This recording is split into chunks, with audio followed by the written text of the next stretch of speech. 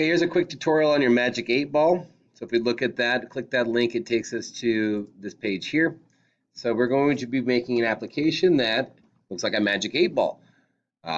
We'll have it report out with shaking and with a button. It's going to report out various randomly selected statements. So here's kind of an outline. We need to, part one, we need to set up our page. So I've done that already. I've taken that. I've created a new project called BSU Magic 8-Ball. We're going to break this into a bunch of parts here. So part one, click a button, hear a sound. Part two, click the button, get a prediction and hear a sound. Part three, shake the phone, get a prediction and hear a sound. And then as well, there are some suggestions for further exploration down at the bottom. Part one, click a button, hear a sound. So we need to get a button involved, and then we need to, we're going to upload a sound file to that. Now there are sound files here that you can download. I also noted that right here in your media library, if you click this link here, this takes us to media for projects. So Magic 8-Ball here is the cha-ching sound, a clinking teaspoon sound, a ta-da sound, and we have some images there for our Magic 8-Ball. So you're going to need to download those as we are going to use them in this project here. So a cha-ching sound, we can click that. I can go over here and download it. It's going to be in my downloads when I do this. I can go back in here and do that for the following sounds. I think I'm just going to stay with the cha-ching sound. I'm going to go get my Magic 8-Ball image, save the image as a picture. I probably already have this. So pictures, App Inventor. I have my 8-Ball pictures already saved up, so I don't need to do that already. They're there. They're good for me to go.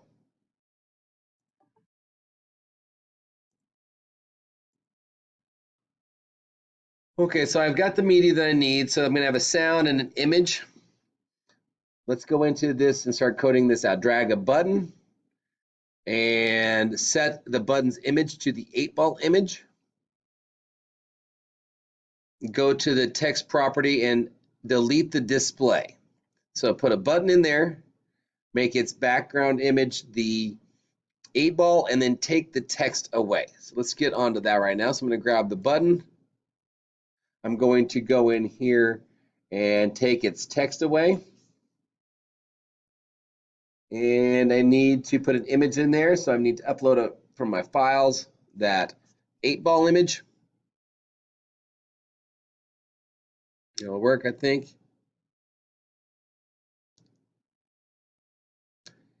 Let's check to see if if I like the other one better too. Let's just see what the other one looks like.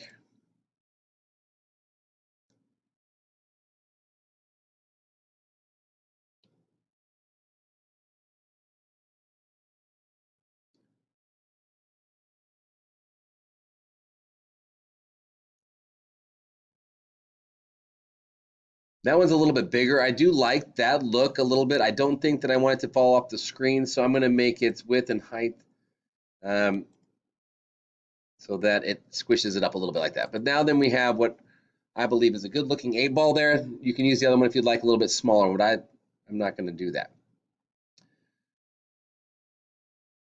Okay, now we need to have, like it said, it's going to have a sound piece to this. We're going to be using the player component.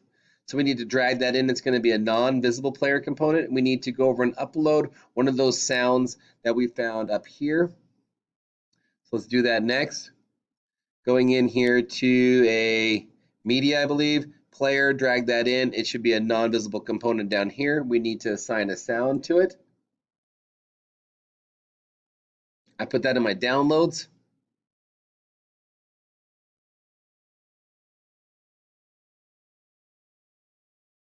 Cha-ching. Okay. And we are set there. Back into the instructional piece. So now we have a sound. We need to now deal with that button, which is the 8-Ball. What happens when that event, when somebody touches the 8-Ball, how is that handled? So what we want to do is when the button 1 is clicked, we want the player 1 to play. So it will make that sound. Button 1 clicked, player 1 start. And then it says, let's test it. Okay, so let's do this. So, player 1 in our blocks editor. When our button is hit, we call our player to start. Call player 1 start. Okay, let's test this. I'm going to set up my emulator and be back. Test this button to see if our player goes off when I click it. All right, I get the cha-ching report. That's good. We are on track. Back to our instructions. We've tested it. So we have the picture and it makes sound. Okay, part 2.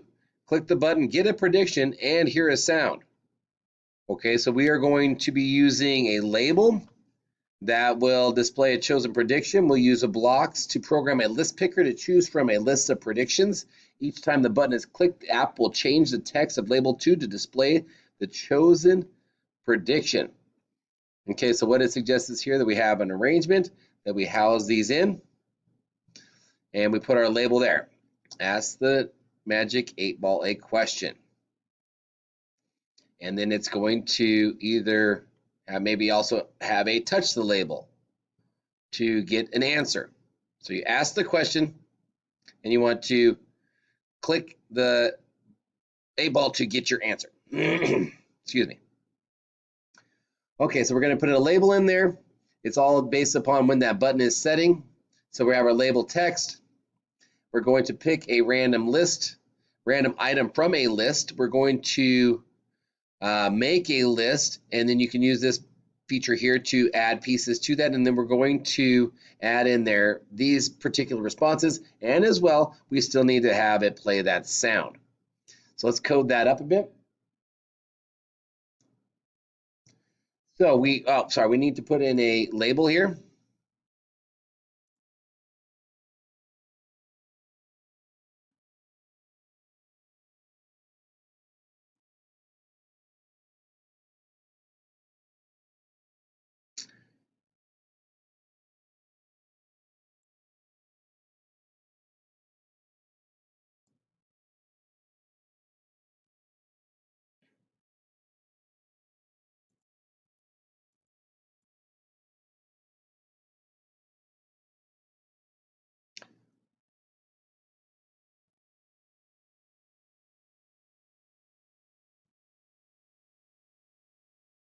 Okay, we have our vertical arrangement. We have placed a label inside there. It should say, ask the Magic 8-Ball a question.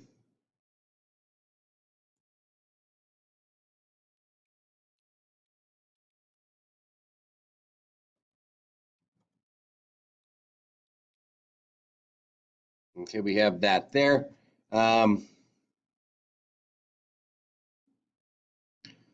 We need to add in a second label below it to give prompt the user to show how they are going to receive their answer. So it says, touch the Magic 8-Ball to receive your answer.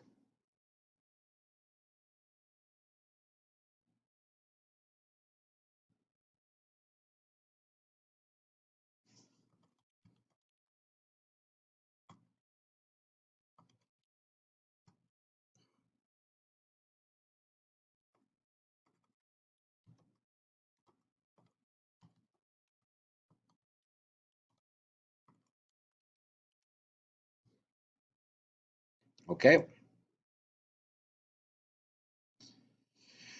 Oh, right. So we are going to leave the label 1 alone because it's just telling the user to ask the question. We are only going to be manipulating this bottom one here, label 2, to change what it reports out to the user. So when button 1 click, we're going to set label 2's text to something else. Pick a random list. Let's begin this. So when button 1 is clicked, which we have already there, we're going to set the label 2's text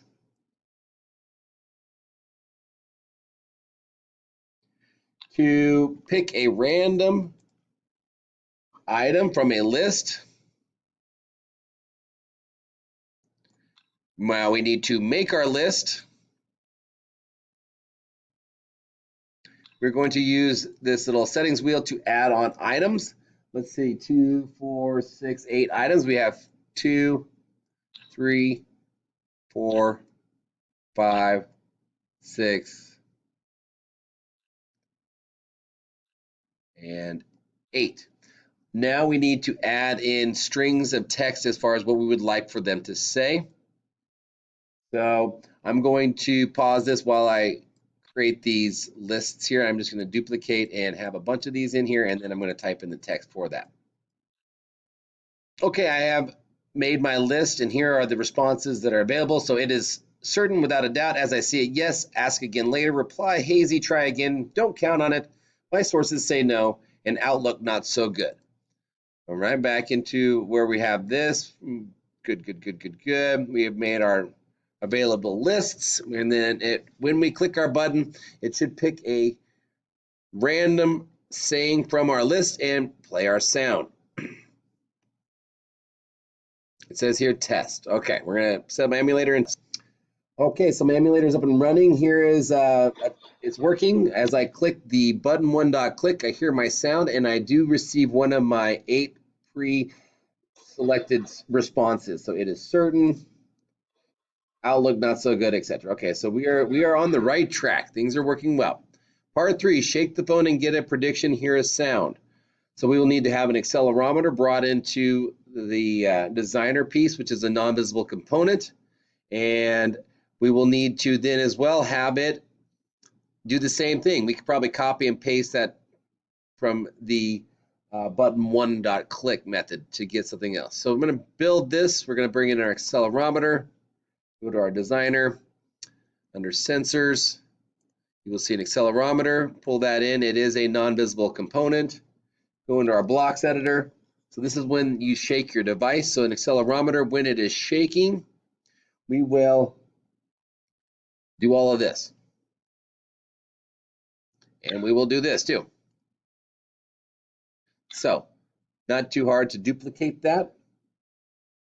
Let's set it up and see. I know that my accelerometer is not fun with my emulator. Okay, well, we have a working program here. My accelerometer, I guess that part is not working. This piece is just, it's due to the nature of my emulator, and it's just not working so well. This is good completed code. It should work just fine for you. When you shake it, you should receive one of these preempted responses. But right now, we have it working pretty well. So let's take a look at our specs here and see if there's anything else left to do on this. Testing it, we're doing okay. Let's do this challenge here. Challenge 1, make the MagicEightBall speak. Okay, so what we want to do here is we're going to bring in a text-to-speech component. And what I want to do is just to have it report out the same thing that it is showing. So let's go in here. And in our designer, we need to bring in a text-to-speech feature. So it's right there. I grabbed it out of the media drawer, slides that right there, non-visible component. Pretty easy going into your blocks editor. We want it to say something when that button is clicked. We want it to say whatever gets stored into this label. So whatever that text is, we're going to have it say that. Now, I don't want it any longer to be making this cha-ching sound, so I'm going to pull out the player 1 call for when I do that. And now let's test that portion with my emulator as well. Okay, so we're going to test out this button click method. It should give us a label, and it should speak that label as well. So let's try it out.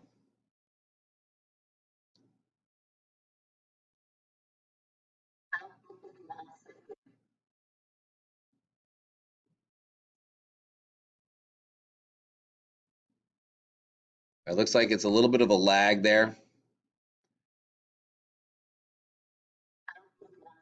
It's doing it.